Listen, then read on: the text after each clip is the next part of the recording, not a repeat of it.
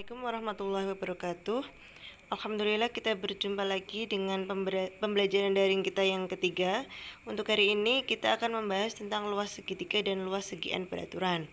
Untuk file pertama ini saya hanya akan membahas tentang luas segitiga, yang di sini penerapannya adalah menggunakan penerapan dari aturan-aturan pada trigonometri.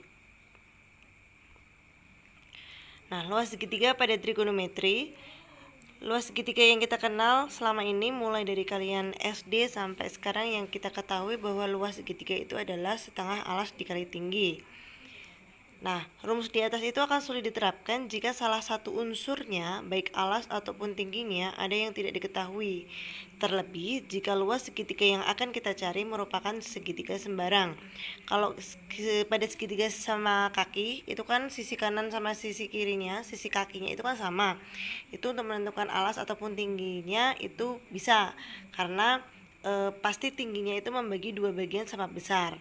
Pun kalau segitiganya sama sisi, itu lebih mudah lagi karena ketika sisinya sudah sama, otomatis tingginya juga bisa diketahui pakai Pitagoras. Tapi kalau segitiganya sembarang, kemudian ada salah satu unsur yang tidak diketahui, maka kita akan kesulitan kalau kita hanya menggunakan rumus setengah alas kali tinggi. Maka untuk menentukan luasnya kita butuh aturan-aturan pada trigonometri. Nah, ada 3 kemungkinan dari beberapa unsur yang diketahui dari segitiga agar dapat ditentukan luasnya. Yang pertama, panjang dua sisi dan besar satu sudut yang diapit oleh dua sisi tersebut. Jadi misalnya ada satu segitiga, segitiganya sembarang, itu cuma diketahui dua sisi dan satu sudut di antara dua sisi yang diapit. Nah, kita disuruh menentukan luasnya. Itu kita bisa menggunakan luas segitiga dengan trigonometri. Kemudian kondisi yang kedua, besar dua sudut dan panjang satu sisi di antara dua sudut itu diketahui. Ini kebalikan dari kondisi yang pertama. Kalau tadi ada sisi sama sisi bersebelahan sama satu sudut yang diapit, kalau ini ada sudut sama sudut dan sisinya itu menghubungkan dua sudut itu. Kita juga disuruh mencari luas segitiganya. Kemudian kondisi yang ketiga, panjang ketiga sisinya sama, sisi.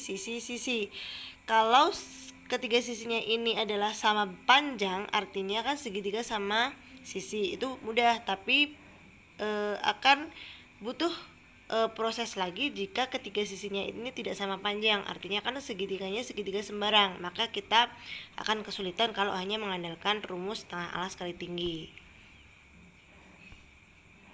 Nah, kemudian dari ketiga kondisi tadi kita akan bahas satu persatu. Untuk menentukan luas segitiga, menentukan luas segitiga dengan dua sisi dan satu sudut yang diketahui atau sisi sudut sisi, maka jika diketahui segitiga ABC sebagai berikut. Nah, kalian perhatikan segitiganya saya ilustrasikan sebagai segitiga sembarang dengan AB, BC dan AC itu panjangnya berbeda semua. Dengan AB itu C kecil, BC itu A kecil, dan AC itu B kecil. Kemudian ditarik sebuah garis tinggi A ke D yang merupakan tinggi segitiga. Kalau panjang BC sama panjang AD-nya itu diketahui, artinya alas dan tingginya diketahui, maka kita bisa langsung menerapkannya dengan rumus luas setengah alas kali tinggi. Tapi permasalahannya kalau yang diketahui itu dua sisi dan satu sudut. Nah, jika suatu segitiga diketahui panjang dua sisi dan satu sudutnya, maka rumus luas segitiganya, misalnya yang dimaksud dua sisi satu sudut itu di mana? Misalnya yang diketahui itu AB sama AC sama sudut A. Jadi dua sisi sama satu sudut yang diapit. Atau AB sama BC sama sudut B. Atau BC dengan AC sama sudut C. Nah, itu jadi ada dua sisi dan satu sudut yang diapit yang diketahui. Maka rumus luas segitiganya apa? Nah, kalau yang diketahui itu panjang sisi B sama panjang sisi C dan sudut A, maka rumus luasnya adalah setengah kali BC kali sin A. Kalau yang diketahui itu panjang sisi A kecil, C kecil, dan sudut B yang diapit keduanya, maka luasnya adalah setengah kali A kali C kali sin B. Nah, yang ketiga, kalau yang diketahui itu panjang sisi A kecil, panjang sisi B kecil, dan sudut yang diapitnya adalah sudut C, maka luas segitiganya kita gunakan rumus setengah kali A kali B kali sin C. Jadi ada 3 kemungkinan tergantung sisi yang mana yang diketahui dan sudut mana yang diketahui. Intinya ada 2 sisi dan 1 sudut yang diapit itu diketahui di soal. Contohnya ini. Diketahui segitiga ABC itu mempunyai panjang AB-nya 10 cm, AC-nya 8 cm. Jika diketahui sudut yang diapit oleh kedua sisi tersebut adalah 30 derajat, berapakah luas segitiga? AB di sini saya gambarkan 10 cm. Kalian lihat gambarnya ya, AC 8 cm. Nah, sudut yang diapit oleh dua sisi yang diketahui ini yang mana? Oh, ternyata sudut A. Sudut A itu 30 derajat. Berarti langsung masuk rumus, yaitu nih, luasnya adalah setengah AC itu kan di depannya sudut B, berarti dia B kecil. Sedangkan AB itu 10 cm ini di depannya sudut C besar, berarti ini C kecil. Sehingga kita pakai rumus setengah BC sin A besar. Sehingga diperoleh setengah kali B-nya adalah 8 cm, C-nya 10 cm dikali sin 30 derajat.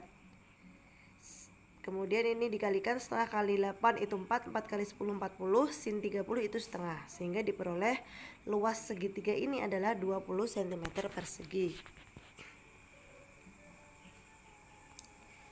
Nah, selanjutnya kita mencari luas segitiga dengan kondisi yang kedua. Kondisi yang kedua itu kalau segitiga yang diketahui itu ada 2 sudut dan 1 sisi yang diketahui. Sudut, sisi, sudut. Untuk rumus luas segitiga yang diketahui 2 sudut dan 1 sisi yang terletak di antara 2 sudut tersebut dapat diturunkan dari rumus pertama, yaitu luas segitiga dengan 2 sisi dan 1 sudut yang diketahui pada pembahasan sebelumnya. Jadi ini kalau ibaratnya kalau penjabaran dapatnya rumus dari mana, itu adalah rumus penjabaran dari rumus sebelumnya. Sehingga diperoleh nih, kalau diketahui itu sudut, kan gini, kan segitiga itu kan ada 3 sudut ya. Misalnya segitiga ABC berarti kan ada 3 sudut A, B, sama C. Kalau ada 2 sudut saja yang diketahui, berarti kan sudut yang satunya otomatis diketahui. Misalnya saya punya segitiga, sudut A-nya 30 derajat, sudut B-nya 45 derajat, berarti kan sudut C-nya bisa dicari kan? Karena jumlah sudut segitiga itu kan 180 derajat. Sehingga untuk mencari sudut C ya tinggal 180 derajat dikurangi jumlah dari 30 derajat sama 45 derajat tadi. Oh, ternyata sudut C dapatnya kan 105 derajat. Nah, sehingga untuk mendapatkan luas segitiganya, jadi kalau sudah diketahui 2 sudut, otomatis sudut yang ketiga diketahui. Jadi rumusnya adalah ada 3 juga, tergantung sudut mana yang diketahui dan sisi mana yang diketahui. Jadi kalau yang diketahui itu panjang sisi A kecil sama sudut B sama sudut C, kemudian sudut A nya dicari dengan cara 180 dikurangi sudut yang sudah diketahui tadi, maka rumusnya adalah A kuadrat dikali sin B dikali sin C per 2 kali sin A, atau B kuadrat dikali sin A dikali sin C per 2 kali sin B, atau C kuadrat sin A kali sin B per 2 kali sin C, tergantung sisi dan sudut mana yang diketahui di soal. Untuk lebih jelasnya, coba kita perhatikan contoh berikut. Sebuah segitiga ABC itu mempunyai panjang sisi C kecilnya 12 cm, sudut A 30 derajat, kemudian sudut B nya 120 derajat. Tentukan luas segitiga tersebut. Kalau kita ilustrasikan gambarnya kan kayak gini. Ada satu segitiga sembarang di sini adalah segitiga tumpul. Kenapa ada segitiga tumpul? Karena kita ketahui di soal ada sudut B itu besarnya 120 derajat, itu kan lebih dari 90 derajat. Otomatis dia sudutnya kan sudut tumpul. Jadi segitiganya segitiga tumpul. Kayak gini, kalau kita ilustrasikan gambarnya, ada sudut A 30 derajat, sudut B 120 derajat tumpul tadi, sama sisi C, C kecil. C kecil itu di depannya C besar, oh berarti panjang sisi AB 12 cm. Jadi ada sudut, sisi, sudut. Posisi yang dimaksud sudut, sisi, sudut itu yang seperti ini. berurutan. Nah, pada segitiga di samping itu sudah diketahui sisi C 12 cm, sudut A 30 derajat, sudut B 120 derajat. Sehingga kita pakai rumus yang C kecil, A besar sama sudut B besar.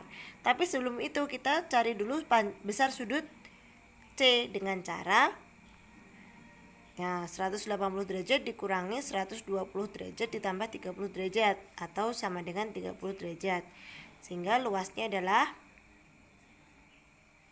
ini harusnya pakainya C kuadrat kali sin A kali sin B per 2 kali sin C. Gitu ya, karena yang diketahui kan di sini C kecil, A besar sama B besar. Harusnya yang bagian atas itu C kecil, sin A besar, sin B besar, baru yang di bawahnya 2 kali sin C besar. Jadi ini harusnya C kuadrat dikali sin A kali sin B per 2 kali sin C.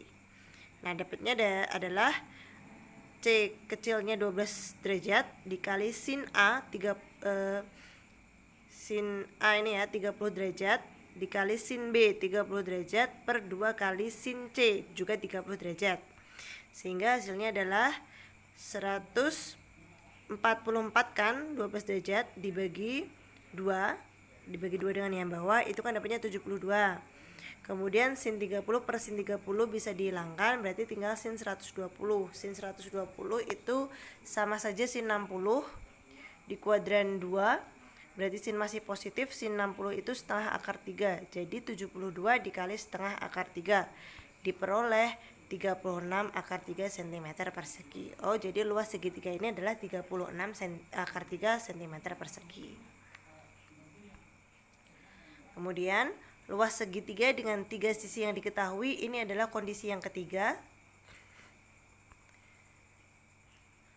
Luas segitiga yang diketahui panjang ketiga sisinya, yaitu sisi A, B, dan C, dirumuskan dengan luasnya adalah sama dengan akar dari S kali S min A kali S min B kali S min C. A, B, C ini adalah panjang sisi segitiga. S di sini apa? Setengah dari keliling segitiga. Keliling segitiga kalau panjangnya A, B, C berarti kan A tambah B tambah C dikali setengahnya, itu dapat S. Untuk lebih jelasnya contohnya, dalam suatu segitiga ABC diketahui panjang sisi A kecil 7 cm, B kecil 9 cm, dan C kecil 12 cm. Tentukan luas segitiga tersebut. Jawabnya kita ilustrasikan gambar.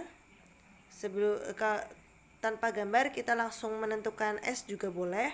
S tadi kan setengah kali keliling segitiga, jadi S sama dengan setengah kali keliling segitiganya kan 7 tambah 9 tambah 12, itu kan 28 kali setengah itu dapat 14, jadi S nya 14. Kemudian baru bisa langsung masuk ke rumus luas untuk 3 sisi yang diketahui, yaitu akar dari S kali S min A kali S min B kali S min C.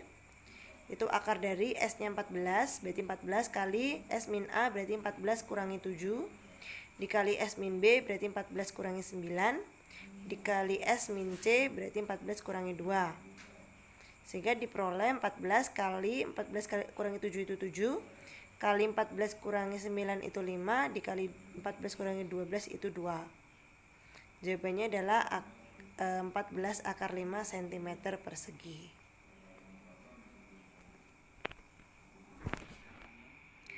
Jadi demikian materi untuk luas segitiga dengan 3 kondisi yang diketahui. Untuk lebih jelasnya kalian bisa kerjakan latihan-latihan soal untuk tugas dikumpulkan setelah saya sampaikan slide yang kedua tentang luas segi N beraturan. Untuk materi ini saya cukupkan sekian. Selamat belajar, semoga kalian memahami apa yang saya sampaikan untuk slide yang pertama ini. Terima kasih. Assalamualaikum warahmatullahi wabarakatuh.